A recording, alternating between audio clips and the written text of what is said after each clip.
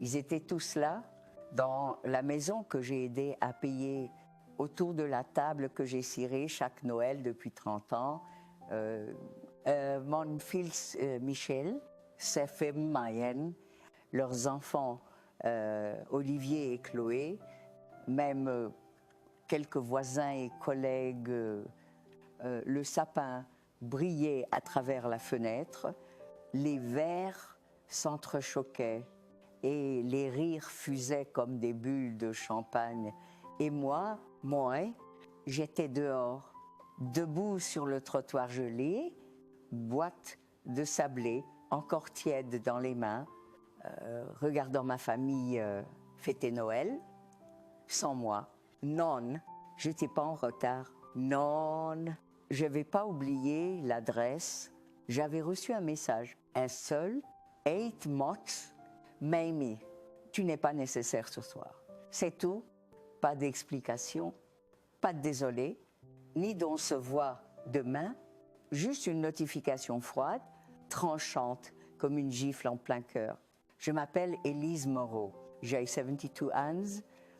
J'ai passé 40 ans à nettoyer les rues de Bordeaux, tout de nuit comme de jour, sous la pluie et la canicule, le vent. J'ai élevé mon fils seul. Après la mort brutale de mon mari dans un accident de chantier, j'ai sacrifié mes économies, mes rêves, même mes bijoux de mariage, pour offrir à Michel une vie meilleure.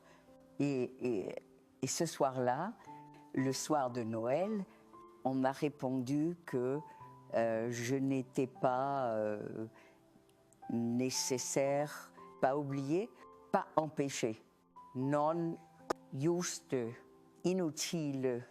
Au début, j'ai cru à une erreur, peut être un mot mal tapé, peut être que Olivier n'avait pas voulu dire ça. Je lui ai répondu, tu es sûr, mon chéri, mais je n'ai reçu aucune réponse. Et malgré le froid, malgré l'humiliation qui commençait à me monter aux joues, j'ai pris le tram. J'avais déjà préparé les sablés, comme chaque année, cannelle, zeste d'orange, glaçage au sucre, glace. J'avais mis mon pull rouge, celui avec les flocons brodés, parce que je voulais y croire, parce qu'une mère ne peut pas imaginer que son propre fils ferme la porte à sa présence, mais la porte était bien fermée, pas à clé, non, fermée d'intention, fermée du cœur. En regardant à travers la fenêtre, j'ai vu les visages que j'aime le plus, Raya, Trinker, s'embrasser sous le gui et ne jamais regarder vers l'entrée. Personne ne m'attendait, personne ne s'était demandé où était Élise. Peut-être avait-il même déjà oublié que j'existais. Je suis restée là, figée, le cœur battant comme un tambour creux.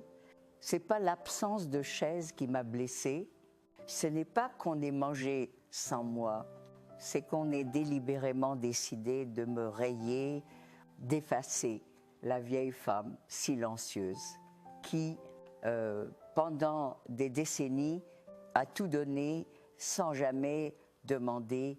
J'ai compris, alors que je n'étais plus une grand-mère, ni une mère, juste un fantôme qu'on tolère les jours de pluie, mais qu'on éloigne quand il y a du monde à la maison. Je n'ai pas pleuré, pas encore, j'ai seulement tourné les talons, lentement. Le bruit de mes pas sur les feuilles humides me semblait plus réel que tout ce que j'avais vu à travers la vitre. De retour chez moi, j'ai posé la boîte de sablé intacte sur la table, j'ai enlevé mon manteau, me suis assise en silence et au lieu d'allumer la télévision comme d'habitude, j'ai ouvert mon tiroir, pris mon carnet de banque et mon carnet d'adresse parce que ce soir-là, dans le froid et l'humiliation, j'ai décidé que si j'étais devenue invisible pour eux, alors ils cesseraient de compter sur ce que je leur donnais, parce que parfois, il faut cesser d'être la nappe qu'on étale pour les repas de fête et qu'on range après, froissée. Parfois, il faut redevenir la table elle-même, solide, inébranlable et impossible à ignorer. Le lendemain matin, je me suis réveillée avec une étrange clarté dans la tête, pas de colère, pas de larmes, juste une forme de vide calme, comme après une tempête. J'ai regardé mes mains, ces mains ridées, cailleuses, usées par le travail. Elles ont tenu des balais pendant 40 ans. Elles ont frotté le pavé bordelais avec acharnement. Elles ont porté mon fils dans les bras, réparé des jouets cousus, des boutons, préparé des repas. Et soudain, je me suis demandé à quoi ont-elles vraiment servi si aujourd'hui je ne suis même plus nécessaire dans la vie de ceux que j'ai tant aimés. Quand Denis est mort, Michel n'avait que 9 ans, un échafaudage mal fixé, un cri, un coup de téléphone à 2 heures du matin, et puis plus rien, juste moi, Élise, 32 Hands, balayeuse municipale depuis peu, veuve, avant d'avoir appris à vivre, j'aurais pu m'effondrer, mais j'ai tenu debout parce que Michel avait besoin de moi, parce que je refusais qu'il grandisse dans le manque et l'abandon. Je prenais le service de nuit, les pires horaires. Je partais à 22 heures, revenais à 6 heures du matin, les vêtements trempés, les dents compotées, les jambes en feu. Je me souviens du mois de février 1986, pluie glacée, grève de bus, sacs poubelles éventrés partout. Et moi, seule dans la rue Sainte-Catherine, avec ma pelle, essayant de dégager le trottoir pour que les passants ne glissent pas. Personne ne me disait merci, mais je le faisais avec fierté parce que c'était mon métier, parce que chaque euro gagné allait dans une boîte en fer pour les besoins de Michel. Je me suis privée pendant des années. Je n'ai jamais changé de manteau tant que celui que je portais ne tombait pas en lambeaux. J'ai vendu l'alliance de Denis pour payer la voiture d'occasion de Michel quand il a eu son permis. J'ai pris un prêt pour ses études, un deuxième pour l'aider à acheter son premier appartement avec Marianne. Et plus tard, quand Olivier est né, j'ai mis de côté pour ses anniversaires, pour ses colonies de vacances, pour ses livres scolaires. Chaque centime comptait, mais je ne regrettais rien, car c'était ça, être mère, donner sans attendre, aimer sans condition. Je n'ai jamais été à l'aise avec les mots, je n'écrivais pas de lettres, je ne faisais pas de grands discours. Monday, amour, je le montrais avec des plats chauds, des chaussettes raccommodées, des draps propres, avec des présences silencieuses. Dans les moments difficiles, j'étais la constante discrète, la figure rassurante du fond de la pièce, pas spectaculaire, mais là, mon appartement rue du Palais Gallien, je l'ai décoré avec les moyens du bord, une table en bois que Denis avait réparée, des rideaux faits maison, un petit balcon où je cultivais des marguerites et de la lavande, mais surtout, il y avait ce mur, mon mur à souvenirs, une photo du Michel Bébé, une peinture maladroite faite par Olivier en maternelle, une lettre de remerciement de la mairie pour mes 30 ans de service, encadrée comme un trésor. S'il meurt, c'était mon temple, la preuve que ma vie avait compté. Et pourtant, aujourd'hui, tout ça semblait soudain effacé, comme si tout ce que j'avais fait, tout ce que j'avais donné, n'avait plus aucune valeur. Être balayé des fêtes de famille, c'était aussi être balayé de l'histoire collective, de la mémoire vivante, et tiens, c'est ce qui m'a fait le plus mal. Je repensais à toutes ces nuits où, après mon service, je passais au marché pour acheter des pommes de terre, des oeufs, de quoi préparer un gratin pour Michel. Je repensais au petit matin d'hiver où je mettais de la bouillotte dans son lit avant de le réveiller, au trajet à vélo sous la pluie pour l'amener chez le dentiste, au goûter que je préparais quand Olivier venait après l'école. Et je me demandais, est-ce que quelqu'un s'en souvient encore? Est-ce que tout cela a laissé une trace ailleurs que dans mon cœur fatigué? Je me suis levée, suis allée vers ma vieille commode et ouvert le tiroir où je garde mes carnets. Et là, j'ai trouvé celui qu'Olivier m'avait offert pour mes 70 ans, une couverture en cuir brun, gravée pour Mamie Élise, notre étoile du matin. Je l'ai ouvert. À l'intérieur, il y avait encore le petit mot qu'il avait écrit « Merci pour tes tartes, tes câlins et tes histoires de rue, mon cœur s'est serré. » Oui, au moins une personne m'avait vu, m'avait reconnu, m'avait aimé pour ce que j'étais vraiment.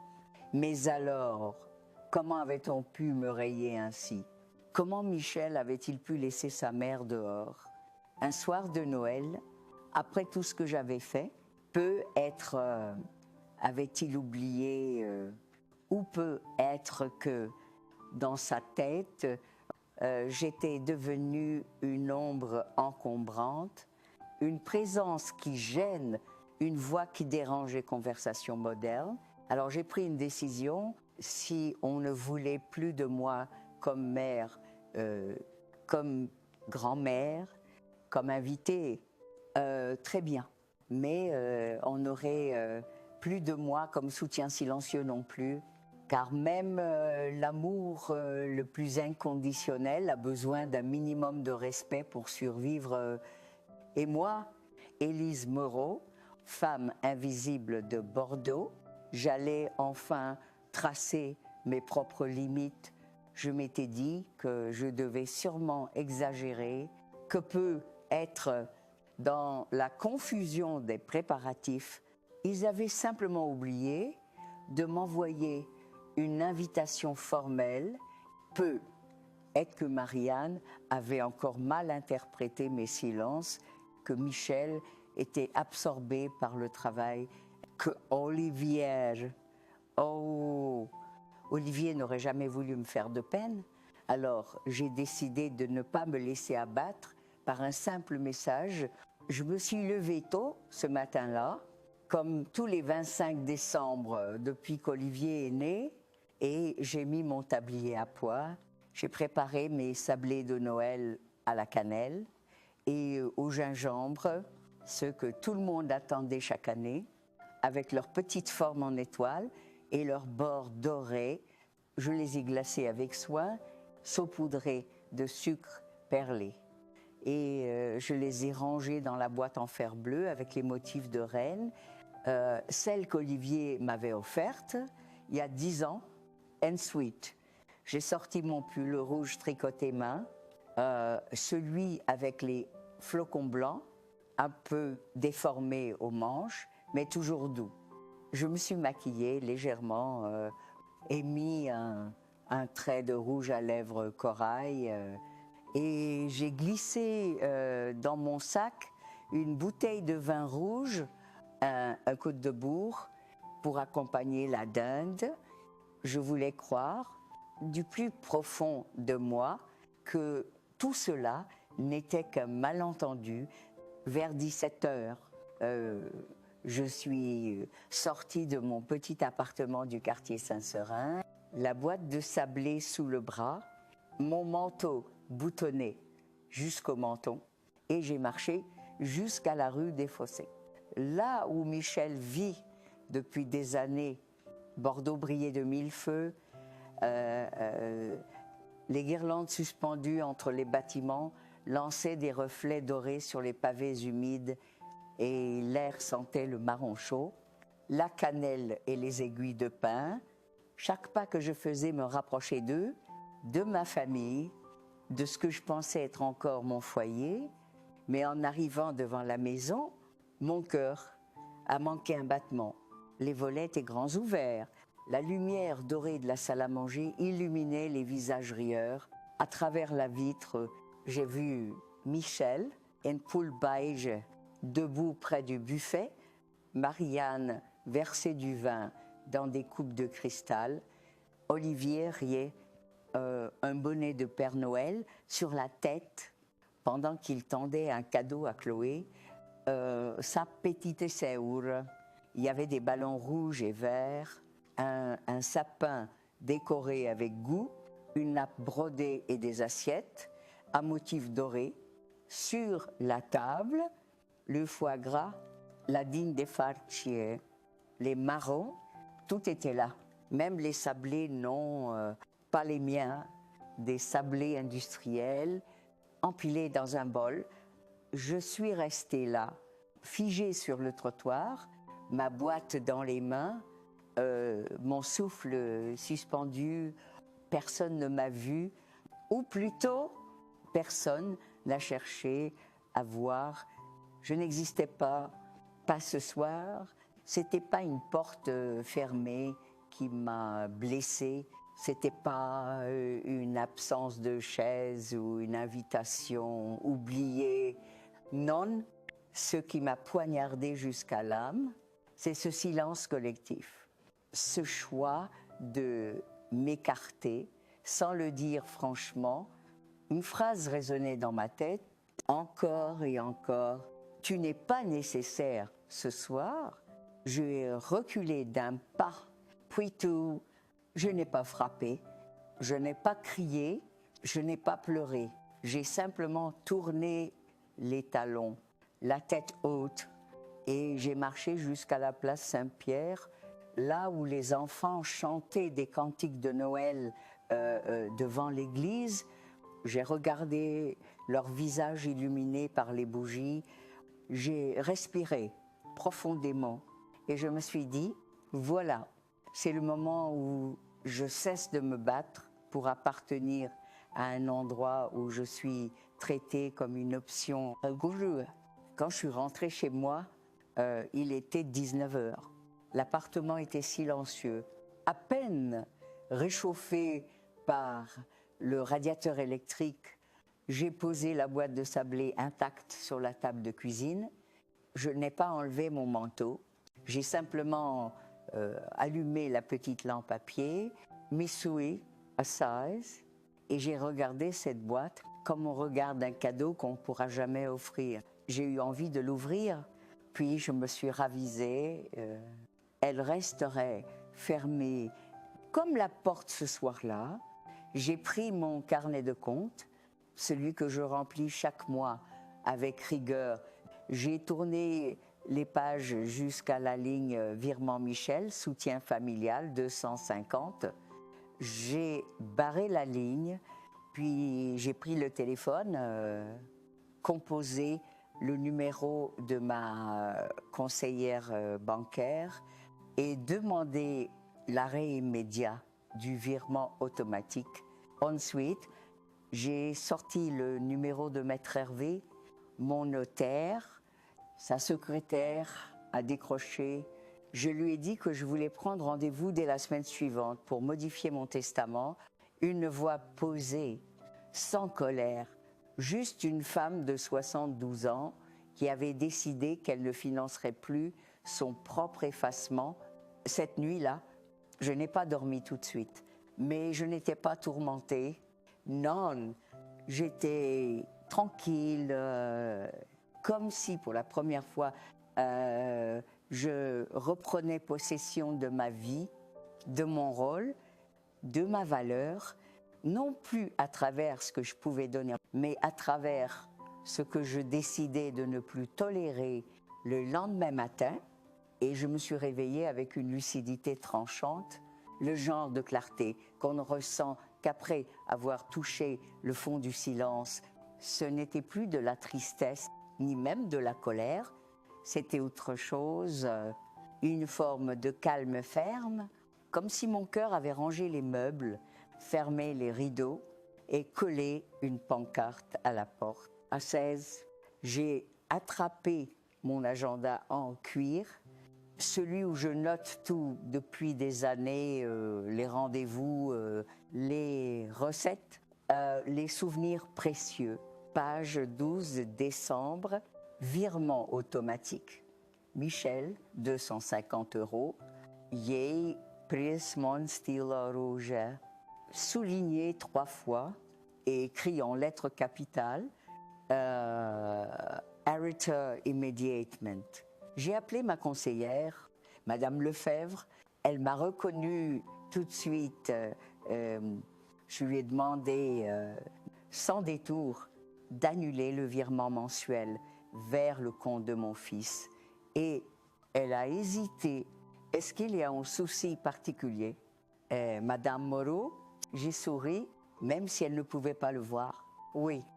Je réalise que j'ai investi toute ma vie dans des gens qui ne m'ont jamais considéré comme essentiel. Il y a eu un silence, puis elle a répondu simplement « Yeah, comprends, le virement sera stoppé dès aujourd'hui. » Voilà, une première frontière redessinée, une ligne tirée sur la carte d'une relation devenue toxique. Ensuite, j'ai appelé le cabinet de Maître Hervé. Mon notaire, je lui ai laissé un message clair. Bonjour, ici Élise Moreau, j'aimerais fixer un rendez-vous pour modifier mon testament. Il y a dissonance, une évolution familiale. Il m'a rappelé 2 heures plus tard. Nous avons convenu de nous voir jeudi matin. Le jour du rendez-vous, je me suis habillée comme pour une cérémonie. J'ai mis mon manteau gris à col de velours, celui que Denis aimait tant. Dans mon sac, j'avais mon ancienne version du testament, un dossier avec mes économies et une photo d'Olivier Petit, serrant mon cou avec ses bras potelés, juste pour me rappeler pourquoi je faisais tout ça. Maître Hervé était ponctuel, comme toujours, un homme précis, aux gestes soignés. Je lui ai expliqué que je souhaitais retirer Michel et Marianne de toute clause successorale, plus de parts de l'appartement, plus de droits sur mon livret A, plus de gestion financière déléguée. Rien, silence. Je l'ai regardé droit dans les yeux. Je ne fais pas ça par vengeance, je fais ça pour me protéger. Il a hoché la tête, sans poser de questions inutiles. Souhaitez-vous désigner de nouveaux bénéficiaires? J'ai répondu sans hésiter, oui. Olivier et sa compagne Aurélie, il a noté, le testament serait prêt sous 1 semaine. En sortant du cabinet, j'ai traversé la rue Sainte-Catherine avec une légèreté nouvelle. Mes pas ne traînaient plus. Je me suis arrêtée dans une petite boutique et je me suis offert un carré de soie bleu nuit. Pour une fois, j'achetais quelque chose juste pour moi. Quelques jours plus tard, le téléphone a sonné. Michel, sa voix était tendue, comme s'il avait été prévenu par sa banque ou avait reçu un courrier officiel. Maman, j'ai vu que le virement avait été annulé. Qu'est-ce qui se passe? Je suis restée un instant silencieuse, puis j'ai répondu d'un ton calme. Ce qui se passe, Michel, c'est que j'ai compris que mon argent est le seul lien qui vous retient encore à moi. Et je refuse que ce soit la seule chose qui me rende nécessaire. Il n'a rien dit, à aucune motte, pas même un soupir. Juste un clic sec et la tonalité Je n'ai pas pleuré, je n'ai pas crié « avrai dire ». J'ai ressenti une étrange forme de libération, comme si en fermant ce robinet, j'avais aussi tari des années de culpabilité mal placée. J'ai compris ce jour-là que l'amour ne se quémande pas, qu'on ne mendie pas sa place dans une famille, on l'offre, mais elle doit être reconnue. Et s'il faut payer pour qu'on vous accepte, alors ce n'est pas de l'amour, c'est une dette émotionnelle à sens unique. Ce soir-là, en rentrant, j'ai ouvert ma boîte à souvenirs, j'ai feuilleté les dessins d'Olivier, les lettres d'école, les cartes d'anniversaire griffonnées à la hâte. J'ai tout replacé dans l'ordre, puis j'ai sorti une nouvelle enveloppe, blanche, épaisse. J'ai glissé une lettre à moi-même, la première que j'ai jamais écrite.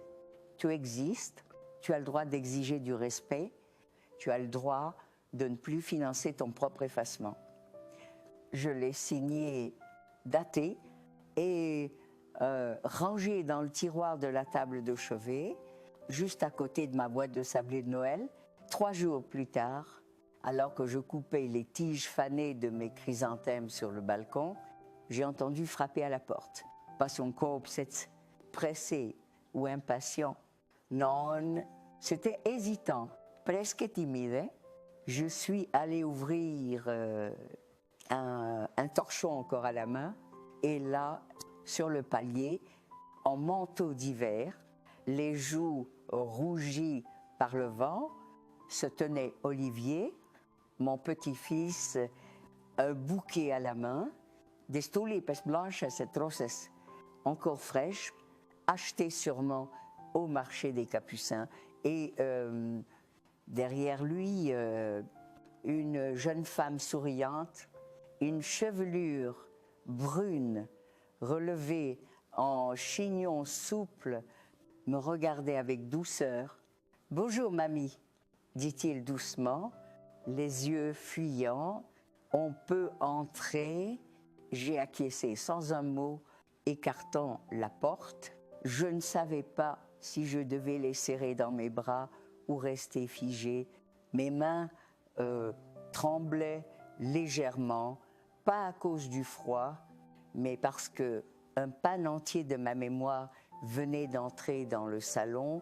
Il a posé les fleurs sur la table de la cuisine, puis s'est retourné vers moi. « Je suis désolée, 3 mots. » Juste à 3 mots, mais porté par une voix sincère, cassée un peu par l'émotion.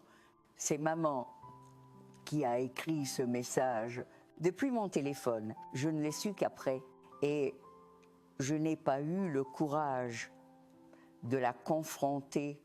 Il baissa la tête. Je ne répondis pas tout de suite. J'ai pris le vase bleu que j'avais reçu de ma collègue le jour de mon départ à la retraite, l'ai rempli d'eau fraîche et j'y ai glissé les tulipes. Ensuite, j'ai désigné les chaises. Asseyez-vous. Il me présenta la jeune femme. Voici Aurélie. Elle travaille à la bibliothèque municipale. On vit ensemble depuis 1 an. Elle tendit la main, mais au lieu de la serrer, je la pris doucement entre les miennes. Elle était chaude, douce, ferme. Une main qui semblait savoir écouter, enchantée. Madame Moreau, Olivier m'a beaucoup parlé de vous. J'ai souri. Espérons que ce n'était pas que des histoires de sablés brûlés. Elle rit doucement. Je me suis levée et ouvert le placard et sorti la boîte métallique décorée de rennes que je réservais pour les occasions particulières. À l'intérieur, quelques sablés maison. Encore Kraustiland. Vous tombez bien? Yen ai encore. Je les ai servis avec du thé chaud pendant quelques minutes et nous avons simplement partagé le silence. Le bon, celui qui précède les choses importantes. Puis Olivier m'a demandé Tu te souviens de la fois où papa est tombé dans le tas de feuilles mortes que tu avais balayé? J'ai éclaté de rire. Comment oublier? Il criait comme s'il s'était noyé alors qu'il flottait sur les feuilles comme un roi sur son trône. Aurélie, curieuse, demanda d'autres anecdotes. Alors, j'ai raconté le balai trop grand pour mes bras, les nuits glaciales, les courses à la boulangerie à 5 heures du matin avant ma tournée. Le jour où j'ai gagné une boîte de chocolat parce qu'un commerçant trouvait mon trottoir plus propre que sa vitrine, Olivier écoutait, les yeux écarquillés, comme s'il découvrait une femme qu'il croyait connaître, mais n'avait jamais regardé de près. Et puis, il a sorti de sa poche une enveloppe. On voulait te donner ça. C'était une carte écrite à la main pour Mamie Élise, la force tranquille qui a balayé bien plus que les feuilles. Nos silences nous oblis, nos manques de courage. Ma gorge s'est nouée, pas pour les mots, mais pour le fait qu'il soit venu de lui, qu'il ait pris le temps, qu'il ait vu, vraiment vu. Je leur ai proposé de rester dîner, rien de compliqué. Une soupe aux légumes, du pain de campagne, du fromage, mais tout était plus chaud avec eux autour de la table. Aurélie a raconté ses projets d'atelier lecture pour les enfants et Olivier a proposé de m'aider à remettre en ordre mon vieux poste radio pour que je puisse réécouter mes vinyles. Ce n'était pas spectaculaire, ce n'était pas une grande réconciliation dramatique comme dans les films. C'était mieux, c'était réel, humble, humane. Avant de partir, Aurélie m'a pris les deux mains et m'a regardé dans les yeux. Merci, pas juste pour ce soir, mais pour tout ce que vous avez transmis à Olivier. Il m'en a parlé pendant des mois. Il vous admire énormément. Et maintenant que je vous connais, je comprends pourquoi ces mots m'ont touché plus que je ne pouvais le dire. Quand la porte s'est refermée derrière eux, je suis restée debout quelques minutes à respirer le silence doux de mon appartement. Je n'étais plus seule, pas vraiment. Quelque chose avait changé, une fissure dans la glace, une première couture sur une déchirure longue. J'ai rangé la carte sur l'étagère du salon, à côté de la photo d'Olivier enfant, et j'ai pensé, parfois, il ne faut pas plus qu'un bouquet, 2 regards sincères et une tasse de thé pour commencer à recoudre une famille. Le lendemain matin, j'ai ouvert les volets de mon salon et laissé entrer le froid sec de janvier. L'air sentait le pain grillé et les feuilles mortes à parfum discret de lendemain d'hiver. Il n'y avait plus de colère en moi, plus de boules dans la gorge. Ce n'était pas le pardon qui avait effacé la douleur, c'était la clarté, la lucidité d'avoir enfin vu où je me trouvais dans l'histoire de ma propre vie et d'avoir décidé d'en reprendre la plume. J'ai appelé Maître Hervé dès 10 heures. Il m'avait déjà envoyé, par précaution, un projet de testament actualisé. Je lui ai confirmé d'une voix ferme et calme. On valide la version 3 sans Michel, sans Marianne. Je maintiens Olivier et sa compagne. Il m'a simplement dit « Intendo, Madame Moreau, je vais tout officialiser et vous l'envoyer par courrier recommandé. Aucune procédure, aucune menace de procès, aucun drame, juste un choix, un mouvement clair, net, sans rancune mais sans retour. » Dans l'après-midi, j'ai sorti un vieux carton du placard, celui où j'avais conservé les bricolages de Michel quand il était petit, quelques lettres de jeunesse, les colliers de pâte offerts à la fête des mères.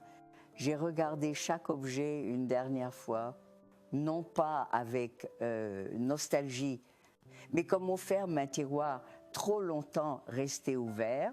Puis j'ai tout rangé dans un sac que j'ai donné au centre de jour pour personnes âgées du quartier. Il y aura bien une mamie qui sourira en voyant ce collier-là.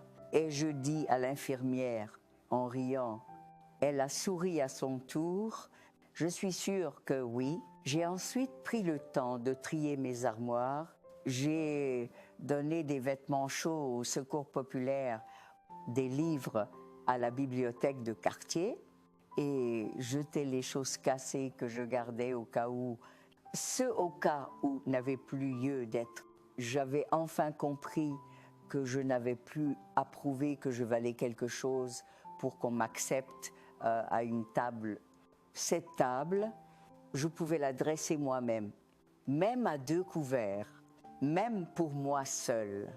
Michel n'a pas rappelé, ni Marianne. Et c'était bien ainsi. Je ne leur en voulais pas. Je ne ressentais même pas le besoin d'entendre des excuses. Je savais, au fond de moi, qu'ils n'avaient probablement jamais voulu me blesser. Ils m'avaient juste classée dans la case habitude, présence automatique, comme on classe un meuble ou une horloge qu'on oublie de remonter. C'était pas de la haine, c'était pire de l'effacement doux, une forme de disparition qu'on maquille en silence poli. Mais j'avais décidé que je ne disparaîtrais pas en silence. J'ai accroché sur le mur de mon salon une photo d'Olivier. Et moi, prise il y a 15 ans au jardin public, il était encore un enfant, je le tenais par la main, derrière, les feuilles d'automne tombaient comme aujourd'hui, juste en dessous. J'ai épinglé la carte qu'Aurélie m'avait laissée, Mamie Élise, notre lumière de décembre. Je la relisais chaque matin, comme un petit rappel que j'avais encore une place, peut-être pas dans l'album photo de tout le monde, mais dans le cœur de ceux qui comptent. Les dimanche suivantes, j'ai mis mon manteau gris, attrapé mon sac et je suis descendue chez le fleuriste. J'ai choisi un petit pot de prime-vert violette, les fleurs que j'adorais planter dans les parcs quand je travaillais à la propreté de la ville. Puis je suis montée au cimetière des Chartons où Denis repose. Mande Marie, je lui ai parlé comme on parle à quelqu'un qu'on connaît par cœur. Tu sais, mon vieux Yen fin compre son truc. On peut balayer les rues de toute une ville, nettoyer les places, les trottoirs, les feuilles.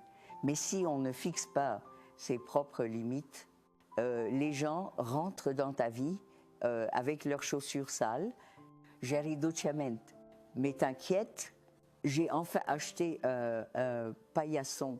En rentrant chez moi, je me suis fait un chocolat chaud. J'ai allumé une bougie parfumée à la cannelle et j'ai commencé à écrire dans un cahier neuf, pas un journal intime, un manuel, un petit carnet de notes pour femmes oubliées.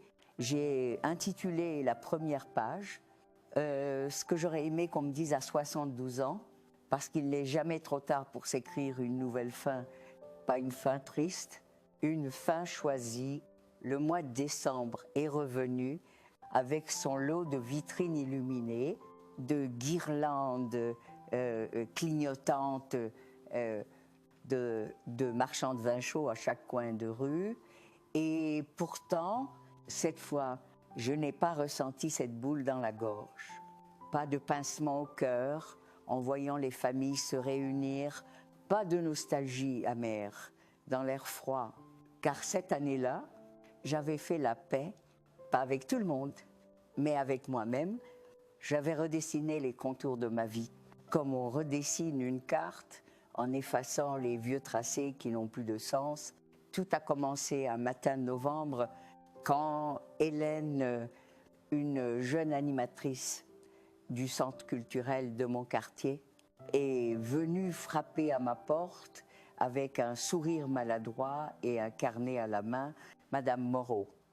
On aimerait organiser un petit atelier autour de l'hygiène urbaine, un témoignage de terrain, et on s'est dit que vous seriez parfaite. J'ai d'abord ri. Franchement, moi, raconter ma vie de balayeuse, qui ça intéresserait? Et puis elle a ajouté presque timidement. Vous savez, on a aussi des jeunes qui n'imaginent même pas ce que c'est que de faire ce métier, ni ce que ça demande, ni ce que ça cache. Ces mots-là m'ont frappé. Ce que ça cache, oui, comme les sacs noirs qu'on ramasse le matin, comme les mots qu'on n'a jamais dit parce qu'on ne pensait pas qu'ils comptaient. Alors, j'ai dit oui.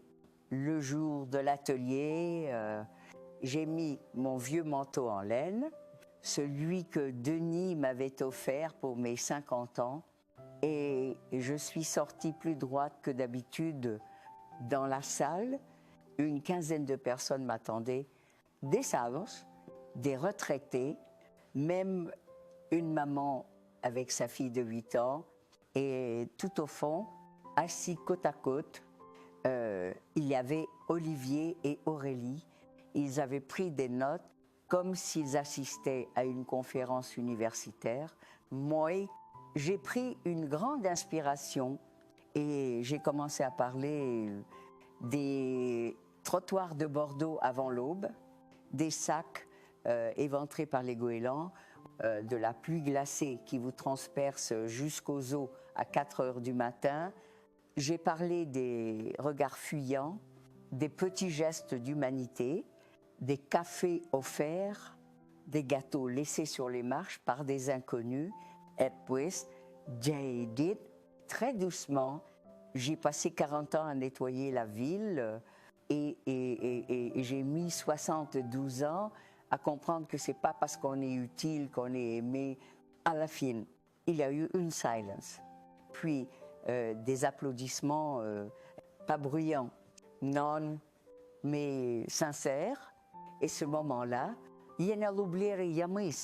c'est ce jour-là que j'ai compris qu'il y avait peut être quelque part d'autres femmes comme moi, d'autres grands-mères, d'autres Élises invisibles qui auraient aimé entendre ces mots. Alors si vous êtes là, quelque part, que vous écoutez cette histoire, que vous vous êtes déjà senti effacé dans votre propre famille, dites-le, oui, dites-le dans les commentaires.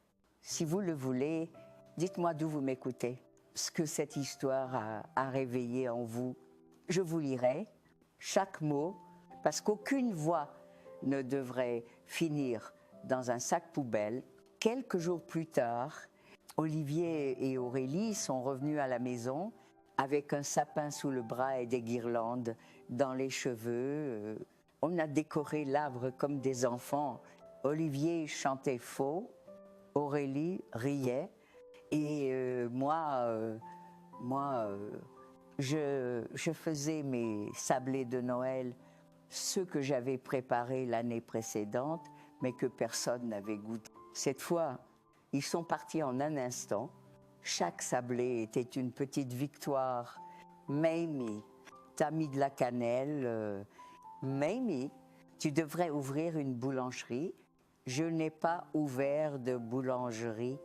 Non, mais j'ai ouvert mon cœur.